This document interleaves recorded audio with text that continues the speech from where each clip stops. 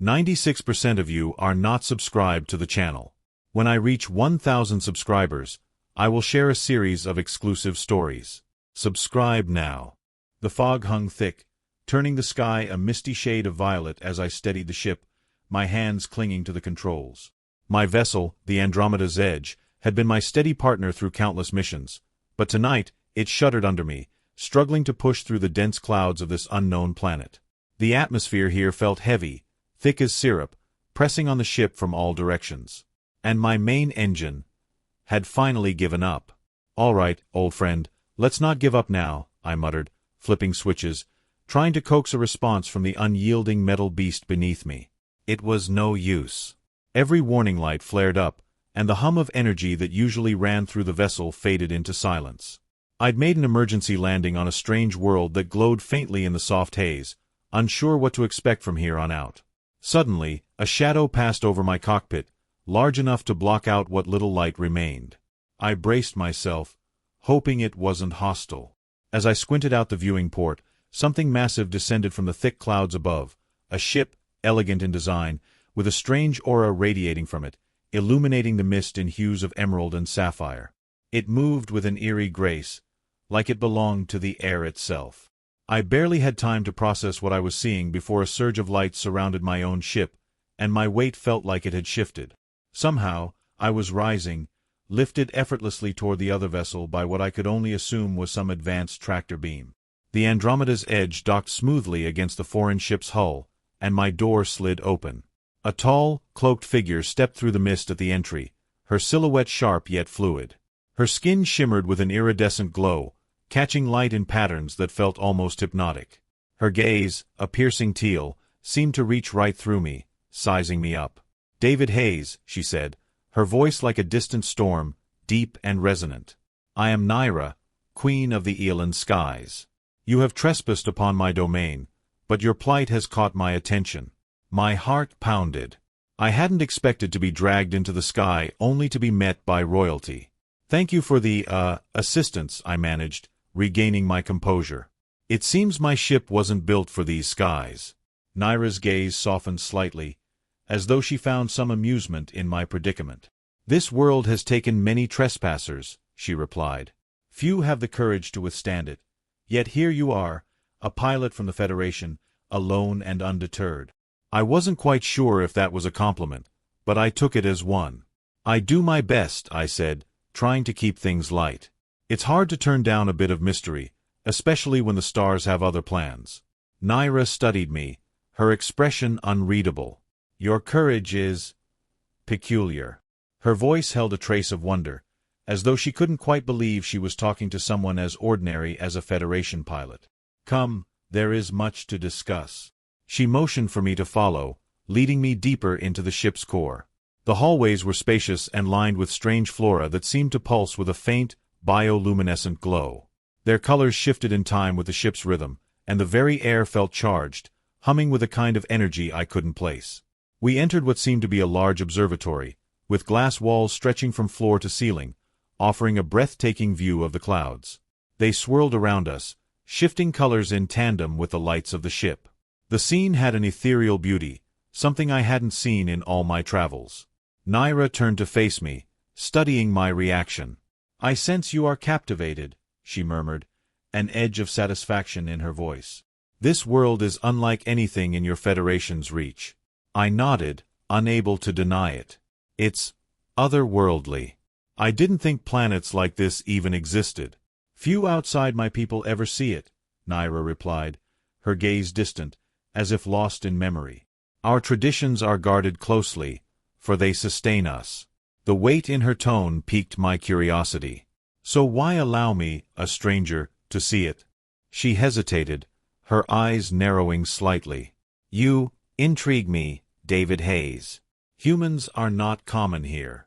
Your spirit is unusual among them. It calls out, like a beacon." I wasn't entirely sure how to take that, but something told me Nyra was being genuine. "I appreciate your curiosity," I said, a little unsure of myself. "Most people find humans ordinary, I suppose." A soft, almost imperceptible smile tugged at the corners of her lips. "In many ways, you are. But sometimes, the ordinary holds mysteries even I cannot fully understand. Her words lingered in the air, casting a quiet between us that was both comfortable and charged. I didn't quite know how to respond, but thankfully, Naira shifted gears. "We must repair your ship," she said, waving a hand toward a portal that opened up behind her. "My engineers are preparing your vessel. They are fascinated by its mechanics." She paused, her gaze turning shrewd. "It is so exposed. Humans seem so willing to challenge the elements with nothing but metal and fire." "It's all we've ever known," I replied, shrugging. "We don't have the technology to live in a place like this." "Perhaps not yet," she mused. "But even so, there is a recklessness in humans, a daring that I admire." The way she looked at me then was so intense that I almost forgot where I was. It was as if she could see right through every layer of myself, down to the marrow. And suddenly, I realized that I wanted her to see. The weight of her gaze didn't make me feel small. It made me feel seen. After what felt like an eternity, she looked away. "Come," she said, her tone more businesslike, though I could still sense a trace of something deeper beneath. "You may rest in our guest quarters while we tend to your vessel." I nodded, feeling strangely reluctant to part ways with her. I followed her down the corridors, wondering if I'd ever see her again after this. Yet, as I glanced back, I found Naira watching me, her eyes sharp and unguarded, as if she, too, was curious to see where this journey would lead. The following morning, Naira appeared at my door, her expression composed yet charged with an energy I hadn't seen before. Her gaze, piercing as always, held a new intensity, as if she'd made a decision she was still adjusting to. "David, there is something I would ask of you," she said, her voice carrying that smooth, steady quality that I was beginning to understand meant both a request and a challenge. I straightened, brushing a hand over the wrinkled sleeve of my flight suit. "Anything," I replied, the words slipping out before I could think twice. Naira's lip quirked in a slight smile, though her eyes remained serious. "This world, my people depend on a balance in our atmosphere, and every so often we encounter disturbances in that balance. Today, I must go to investigate such a disturbance. It's a routine task, one I often take on alone." She paused, as if weighing her next words carefully. "But I would have you join me this time. It will be challenging." My pulse quickened at the idea. I knew a vague sense of danger came with the territory, but the thought of accompanying Naira on a task so intrinsic to her world felt like an honor I couldn't pass up. "I'm in," I said, not waiting for any more details. Naira's eyes softened, a glimmer of something close to relief flashing across her face. Within an hour, I was suited up and ready to depart in one of Naira's sleek, iridescent skimmers, an aircraft far more advanced and precise than anything I'd flown in the Federation. Naira took the controls, her focus intense as she guided the skimmer up into the swirling clouds that seemed to pulse with a life of their own. We cut through the air in silence, and I watched her hands moving over the unfamiliar controls, the way her eyes scanned the sky, constantly calculating. It was mesmerizing. Eventually, she glanced at me, perhaps sensing my gaze. "Tell me, David, why did you choose to stay?" Her tone was casual, but the question carried weight. I considered my answer. "Curiosity, mostly," I replied, half smiling. "You're a mystery, Naira, and your world, well, let's just say it's unlike anything I've ever known. Besides, you saved me. The least I can do is give this place a fair chance." Naira nodded, her eyes softening, though she didn't respond. It struck me then that my answer might have resonated with her in a way I hadn't expected. Just as I was about to break the silence, the skimmer lurched violently. Alarms blared from the console, and Naira's fingers flew over the controls. "Hold on," she instructed, her tone clipped. "Sorry to interrupt the story, but if you haven't subscribed yet, please take a second to subscribe to the channel." Before I could ask what was happening, a sharp blast hit the side of the skimmer, sending us spiraling. I gripped the seat, trying to steady myself as Naira wrestled the controls. Out of the corner of my eye, I caught a glimpse of something enormous moving through the clouds, shadowed and menacing, with an eerie glow outlining its jagged shape. "What the hell is that?" I shouted over the roar of the engine. "A rogue element," Naira replied, gritting her teeth as she pulled the skimmer back on course. This area is not always stable. Creatures of great size and strength dwell in the outer reaches, and when they are drawn toward our cities, they must be redirected. The beast loomed closer, closing the gap with terrifying speed. Its scales reflected strange, shimmering colors in the pale light, and its eyes glowed with a cold, calculating intelligence. I realized, with a jolt of fear, that it was focusing on us. "Do we have any weapons?" I asked, scanning the console for something, anything that might buy us time. "Not enough to repel it," Naira replied, her tone calm despite the situation. "But if we can lure it toward the rift at the edge of the atmosphere, it should retreat." A bead of sweat trickled down my forehead. "And if it doesn't?" Naira's gaze flicked toward me, a smirk tugging at the corner of her mouth. "Then we improvise." She pushed the skimmer forward, faster than I would have thought possible. The rogue beast followed, gaining on us with each second. I glanced at Naira, waiting for a signal, unsure of what role I could play. But her focus never wavered, and there was a fierce determination in her eyes that bolstered my courage. The landscape below grew darker, more foreboding, as we neared the edge of the atmosphere, where Naira had said the rift was. The beast was right on our tail, its massive form filling the viewscreen, its movements unervingly agile for its size. "Get ready," Naira instructed, her voice low. "When I give the word, disengage the secondary thrusters." I nodded, waiting, my hand hovering over the console. The beast let out a deafening roar, its claws slashing toward us, barely missing the rear stabilizers. My heart thundered in my chest as I waited for Naira's command. "Now!" she shouted. I hit the switch, and the skimmer dropped, plunging downward just as the beast's claws grazed the top of the ship. The sudden drop threw me against my harness, and I barely had time to breathe before Naira activated the primary thrusters, propelling us forward and away from the beast, toward the shimmering edge of the atmosphere. We breached the rift, the skimmer shaking violently as we crossed into a strange, almost liquid expanse.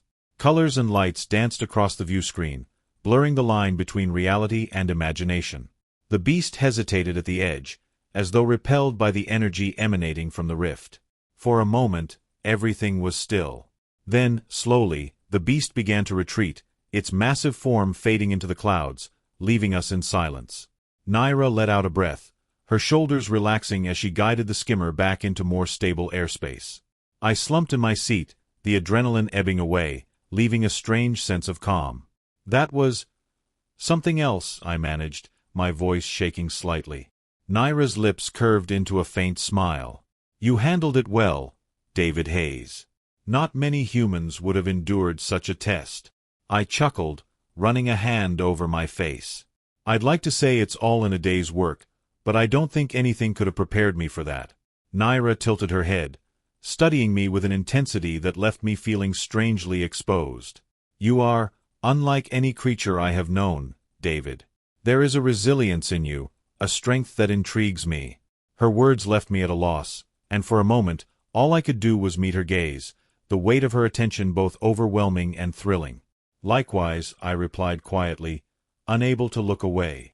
We fell into silence as the skimmer drifted through the sky, heading back toward the heart of her realm. But something had shifted between us in those moments of shared danger, a newfound trust, a sense of understanding that went beyond words. As I looked out at the strange, swirling clouds that surrounded her world, I knew one thing with absolute certainty. I wasn't ready to leave this place. Or Naira.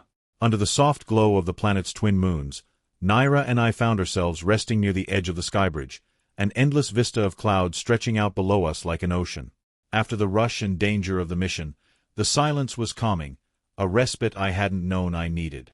Naira sat beside me, her gaze fixed on the shimmering horizon, her eyes reflecting the silver light of her world. "Thank you for coming with me today," she said softly, her voice almost a whisper. "It has been some time since I had someone I could truly trust." It was a simple confession, but there was a weight in her words that hit me unexpectedly. I realized how alone Naira must have felt as the ruler of her people, carrying the weight of their needs and traditions. And here I was, someone who'd stumbled into her life by accident. "You can always trust me, Naira," I replied, my voice as sincere as I could make it. "I may not belong to your world, but that doesn't mean I'm leaving any time soon."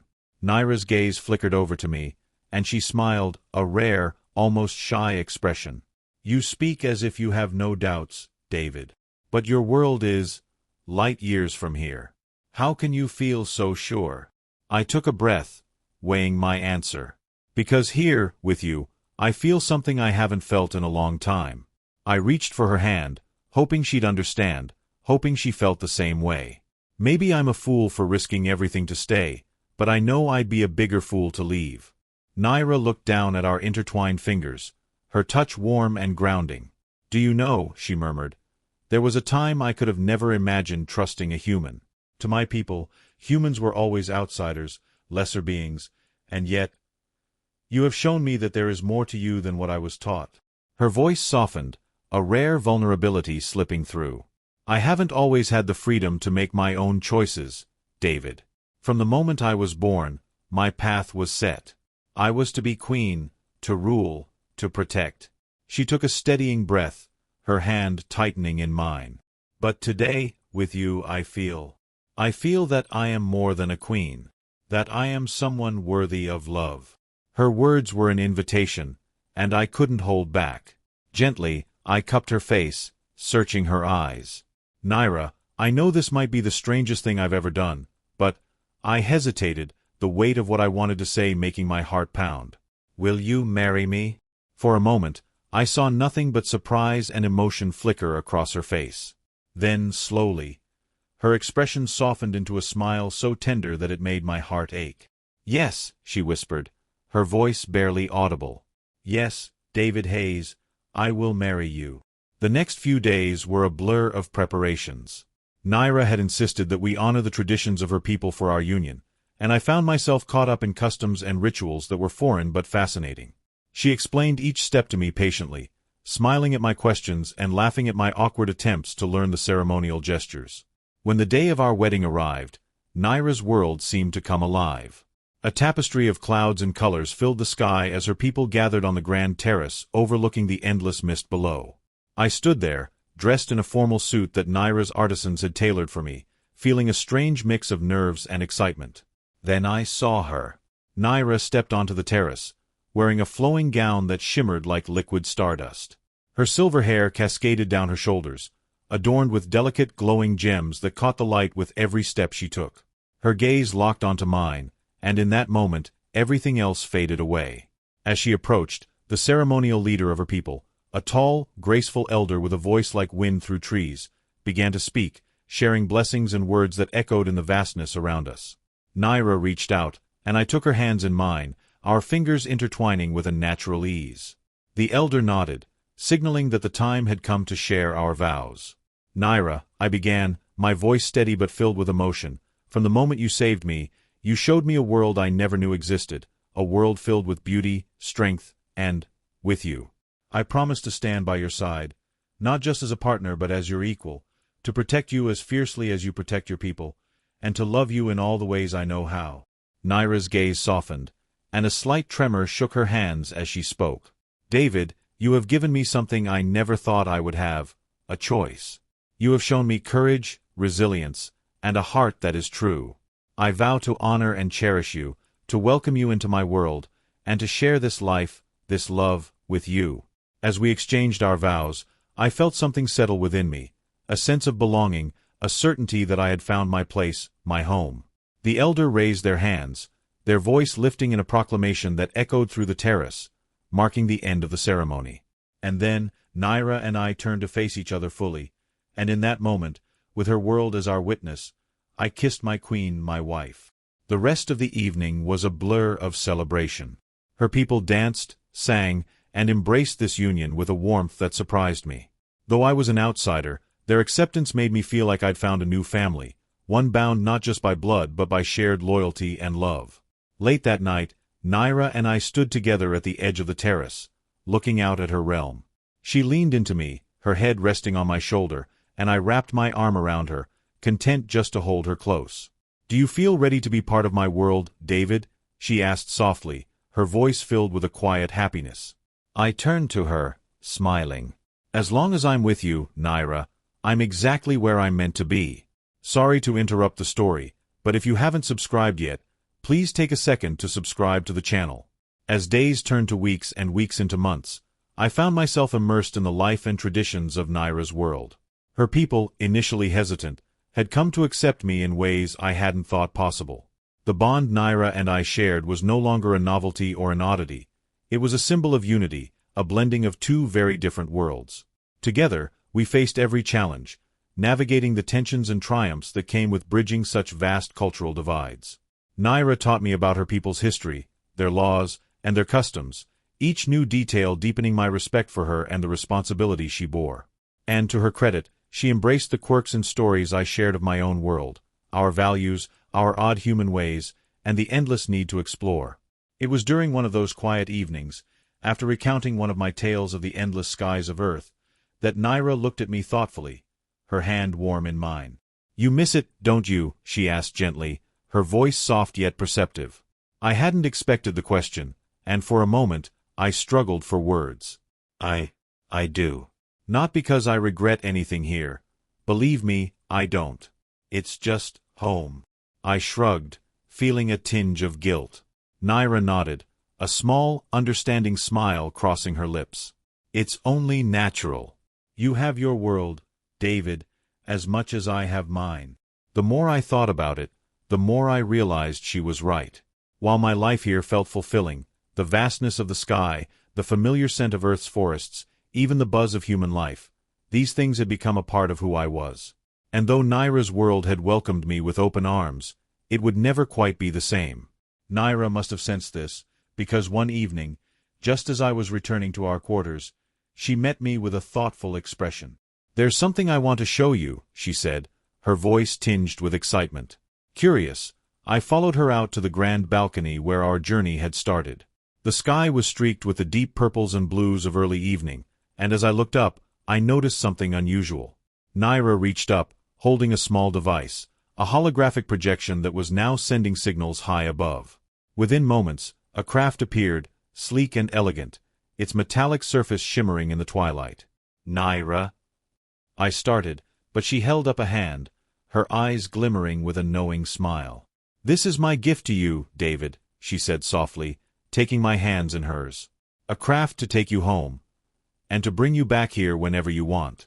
For a moment, I was speechless, overcome by the kindness and depth of her gesture. She was giving me the freedom I had never dared ask for, the ability to travel between worlds, to keep hold of the parts of myself that belonged to both places. "Thank you, Naira," I whispered, pulling her close. "I don't know what I did to deserve you." She smiled, leaning into me, her voice as steady and comforting as ever. "You loved me, David, and that is more than enough." In the days that followed, we made our preparations. I'd planned to return to Earth briefly, reconnect with my family and friends, and share the incredible journey that had changed my life. And I knew, deep in my heart, that I'd come back to her, to this world, to the life we'd built together. As the ship lifted off, Naira stood below, her figure growing smaller as the craft ascended through the clouds. But even as I left her world behind, I felt no sadness. I carried her love with me, a bond that spanned not just distance, but time and space. And I knew that wherever the journey led us, we'd always find our way back to each other. That's all for today. If you enjoyed this story, please like it and subscribe to our channel for more content like this.